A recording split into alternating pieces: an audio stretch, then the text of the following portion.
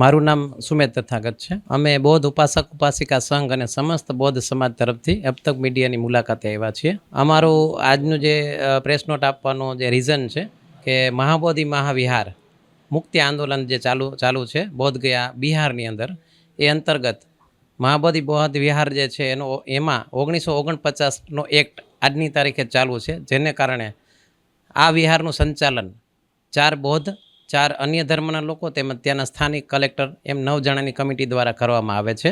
અમારી માંગણી એ છે કે 1949નો એક્ટ જે છે એ અંગ્રેજોના સમયમાં હતો અને ત્યાર પછી આપણું ભારત આઝાદ થયું અને ભારતનું સંવિધાન લાગુ પડ્યું, એટલે અંગ્રેજોના સમયના એક્ટને રદ કરી અને ભારતની અંદર અત્યારે દરેક ધર્મને જે સ્વતંત્રતા છે એ પ્રમાણે અમારા જે બૌદ્ધ મહાબોધિ મહાવિહાર જે છે એનું સંપૂર્ણ સંચાલન બુદ્ધિસ્ટોને આપવામાં આવે। હાલમાં અત્યારે અમારું આંદોલન જે છે એ બોધ ગયા બિહાર મહાબોધિ મહાવિહાર ટેમ્પલના પરિસરમાં ચાલુ છે અને એના અનુસંધાને ભારતના દરેક રાજ્યની અંદર પણ કલેક્ટરને આવેદનો આપી અને માંગણીઓ મૂકવામાં આવે છે।